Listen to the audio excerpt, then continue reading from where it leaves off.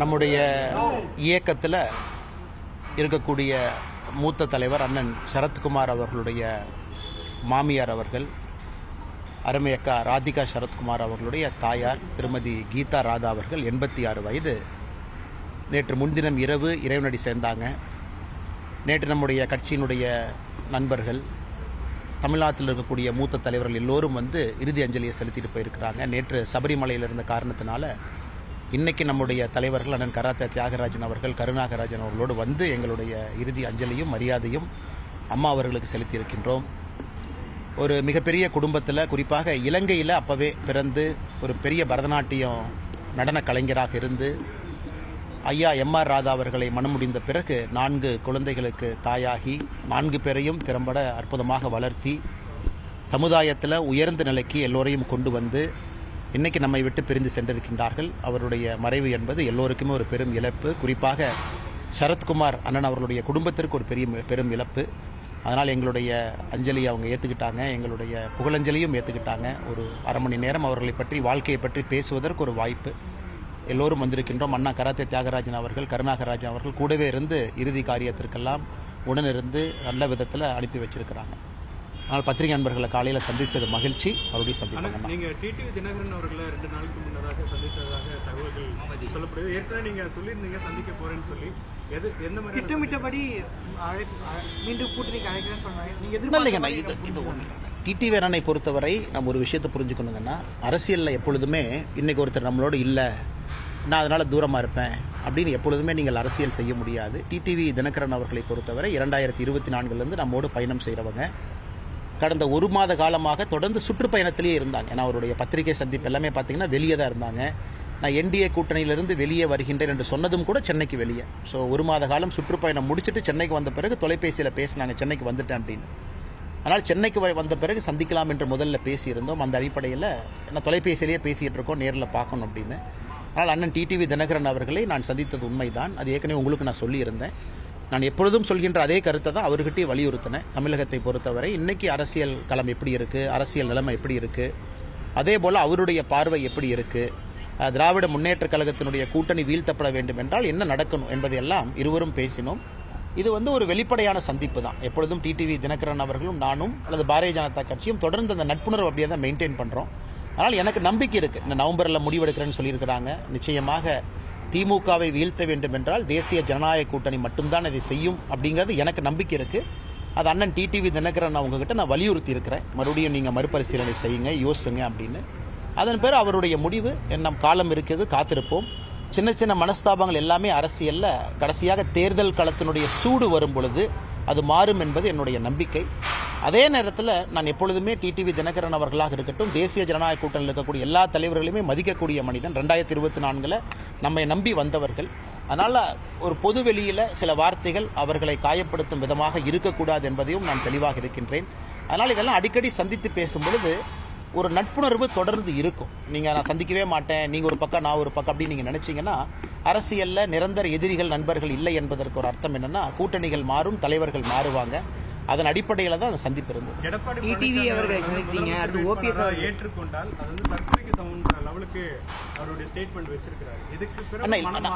நம்ம ஒரு விஷயத்தை புரிஞ்சுக்கணுங்கன்னா, அவருடைய கருத்து, கட்சியினுடைய கருத்து சொல்லியிருக்கிறாங்க.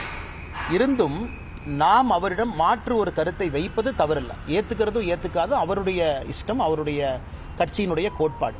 அதே நேரத்தில் நாம் அந்த கடமையை செய்யவில்லை என்று சரித்திரம் சொல்லக்கூடாது. 2026 தேர்தலுக்கு பிறகு நீங்கள் நிறைய பத்திரிகை நண்பர்கள் இருக்கிறீங்க, நீங்கள் கை நீட்டி குற்றம் சாட்டி விடக்கூடாது, சரித்திர பிழையாகி விடக்கூடாது, இன்னும் கொஞ்சம் அவுட்ரீச் பண்ணியிருக்கணும், இன்னும் கொஞ்சம் பேசியிருக்கணும், இன்னும் கொஞ்சம் எஃபர்ட் போட்டிருக்கணும், நீங்கள் யாரும் சொல்லக்கூடாது. அதே நேரத்தில் நாம் புரிந்து கொள்ள வேண்டும், அரசியலில் நிரந்தர எதிரிகளும் நண்பர்களும் இல்லை. அதனால் பொறுத்திருப்போம். நேற்று கேரளா போயிருந்தீங்க, அங்கே போயிட்டு கேரளா முதலமைச்சர் குறித்து சர்ச்சையான பேசுறீங்க, பேசுறீங்க. ஆனால் கேரளாவில் எப்பொழுதுமே நம்ம ஒரு விஷயத்தை புரிஞ்சுக்கணுங்கன்னா, அந்த அரசியல் களம் வேறுங்கன்னா, அங்கே பாரதிய ஜனதா கட்சியினுடைய தொண்டர்களை கொடுமைப்படுத்துகிறாங்க.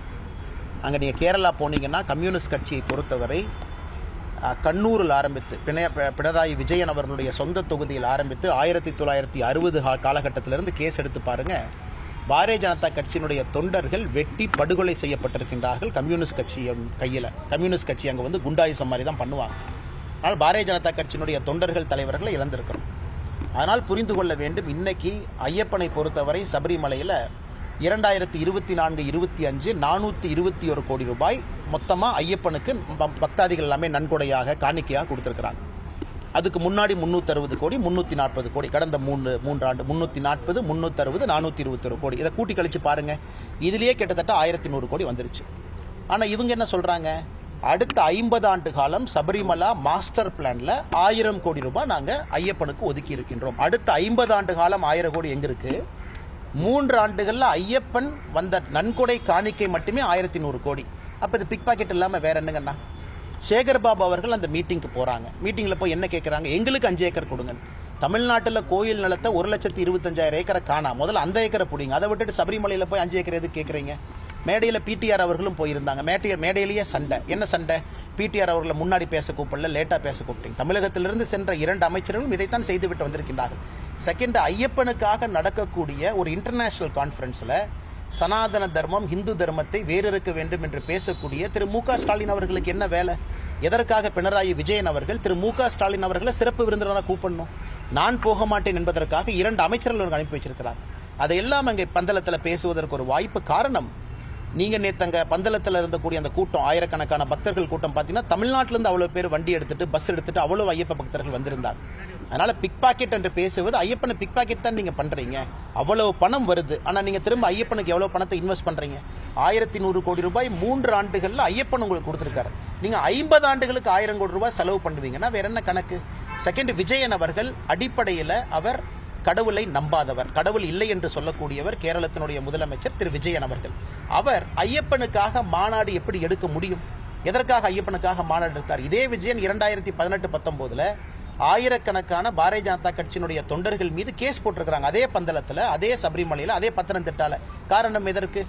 உச்சநீதிமன்றத்தினுடைய தீர்ப்பை எதிர்த்து போராட்டம் செய்ததற்காக. அப்படி இருக்கும் பொழுது இந்துக்களுக்காக நான் இருக்கின்றேன் என்று அவங்க சொல்லும் பொழுது நான் கடுமையான வார்த்தைகளை பயன்படுத்தி இருந்தால் என்ன தப்பு? அதனால மேடை நாகரிகத்தில் என்ன சொல்லணும் அதை மட்டும்தான் சொன்னது. கேரளாவில் புதிது கிடையாது. இதற்கு முன்பு வழக்கு போட்டிருக்கிறாங்க. போன முறை தேர்தல் பிரச்சாரத்தின் போதும் கூட போட்டாங்க. இந்த முறையும் போடுவாங்க. பார்த்துக்கலாம். ஓபிஎஸ் அவர்களை சந்திக்கிறதுக்கு எதுவும் திட்டமிட்டிருக்கீங்க? டிடிவி சந்திச்சிருக்கீங்க, அடுத்து ஓபிஎஸ். ஆனால் ஓபிஎஸ் அண்ணனையும் சந்திக்கணுங்கன்னா, ஓபிஎஸ் அண்ணன் வந்து என்னை பொறுத்தவரை பரஸ்பரமாக எல்லாரையுமே சந்திக்கணும். இல்லை சந்திக்கக்கூடாது அப்படின்னு ஒன்றும் இல்லை. நிறைய டிராவலில் இருக்காங்க. அண்ணன் வந்து நிறைய வெளியே இருக்காங்க இப்போ அதிகமாக. அதே போல் அவர் சுற்றுப்பயணத்தில் முடிச்சுட்டு வரும்போது சந்திப்போம். சார், இப்போ நீங்கள் தான் வந்து முதல் முறையாக தமிழ்நாட்டு முதலமைச்சர் வெளிநாட்டு போகும்போதுலாம் வெளிநாட்டில் முதலீடு செய்ய போகிறாங்க அப்படின்னு தொடர்ச்சியாக பேசியிருக்கீங்க. இப்போ அதே கருத்தை விஜயும் ஆனால் விஜய் அவர்கள் பேசிய கருத்தை நான் வரவேற்கிற காரணம் என்னன்னா, இதனுடைய சரித்திரம் அப்படிப்பட்ட சரித்திரம். இதற்கு முன்பு வெளிநாடு போகும் பொழுது பிரைவேட் ஜெட்டில் ஆடிட்டரை கூட்டிட்டு போனாங்க. துபாய்க்கு முதலாக சென்ற பொழுது திராவிட முன்னேற்ற கழகத்தினுடைய குடும்பத்தினுடைய ஆடிட்டராக இருக்கிறவங்க அதற்கு முன்னாடி ஒரு நாள் முன்னாடி பிரைவேட் ஜெட் ஃப்ளைட்டில் போனாங்கன்னா மேனிஃபெஸ்டோ ரிலீஸ் பண்ணோம். எந்த ஜெட்டில் போனாங்க, 6 பேர் யார் போனாங்க. அப்படி இருக்கும் பொழுது முதலமைச்சர் அவர்கள் செல்வதற்கு ஒரு நாள் முன்னாடி குடும்பத்தினுடைய ஆடிட்டர் செல்லும் பொழுது பிரச்சனை வருது. நோபல் ஸ்டீல் அப்படிங்கிற நிறுவனத்தை நம்ம பேசணும். அந்த நிறுவனத்திற்கு 1000 கோடி ரூபாய் பணம் வருதுன்னு சொன்னாங்க. அந்த நிறுவனத்தில் எப்படி சில பேருக்கு அன்பில் மகேஷ் பொய்யாமொழி அவர்களுக்கு தொடர்பு இருக்குது அப்படிங்கிறத பற்றி நம்ம பேசியிருந்தோம். பல விஷயங்கள் நம்ம பேசியிருந்தோம். அதனால் நாம் ஆதாரத்தின் அடிப்படையில் இதற்கு முன்பு முதலமைச்சர் அவர்கள் சிங்கப்பூர், ஜப்பான், துபாய், ஐரோப்பிய நாடுகள் போகும் பொழுதெல்லாம் நாம் கேட்பது வெள்ளை அறிக்கை கொடுங்க.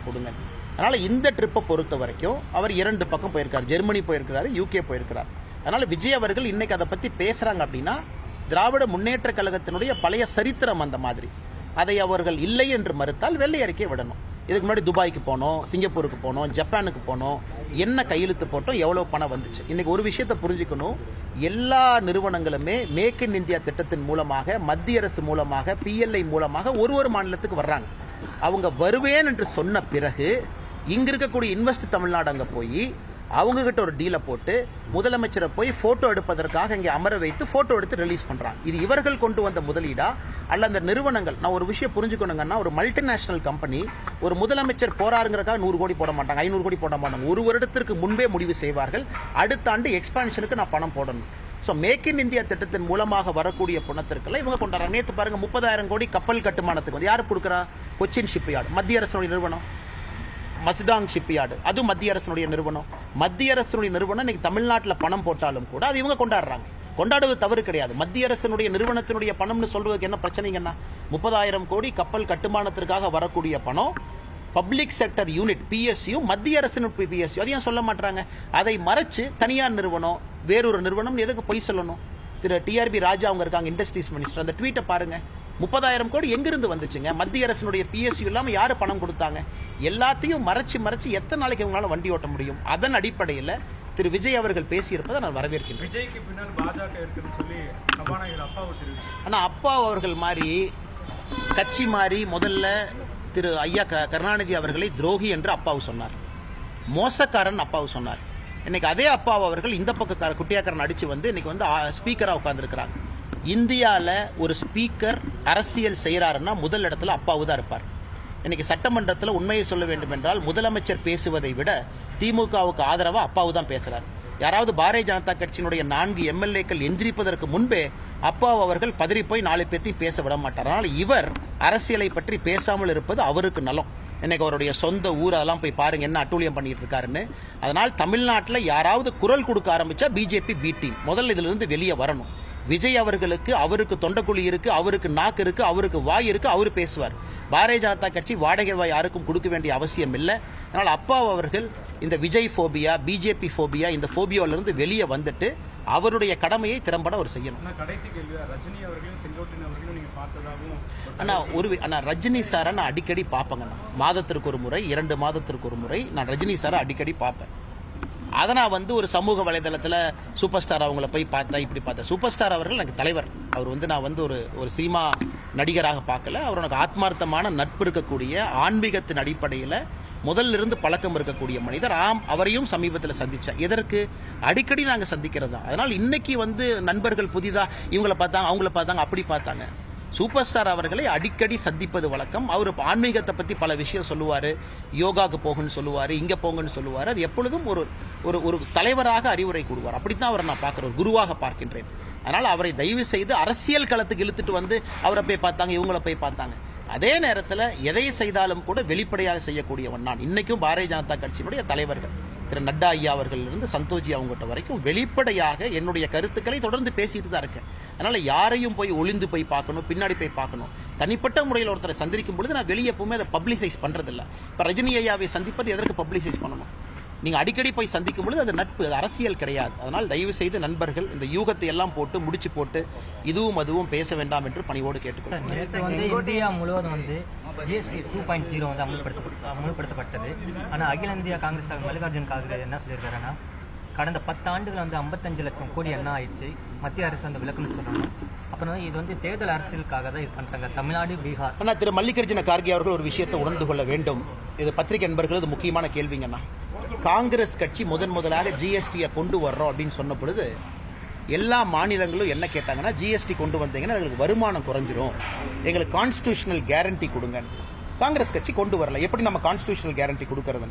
ஆனால் மோடி அவர்கள் வந்த பிறகு 4 ஆண்டுகள் 2017, 18 நாம காங்கிரஸ் அறிமுகப்படுத்த நினைத்த கூட்ஸ் அண்ட் சர்வீஸ் GST-யை நாம கான்ஸ்டிடியூஷனல் கேரண்டியோட சொன்னோம். சரி, 2022 வரைக்கும் ஒரு மாநிலத்திற்கும் 14% உங்களுக்கு வரியினுடைய வளர்ச்சியை உறுதிப்படுத்துறோம்னு சொன்ன பிறகு எல்லா மாநிலங்களும் ஒருமித்த கருத்துக்கு வந்தாங்க, நம்ம கொண்டு வந்தோம்.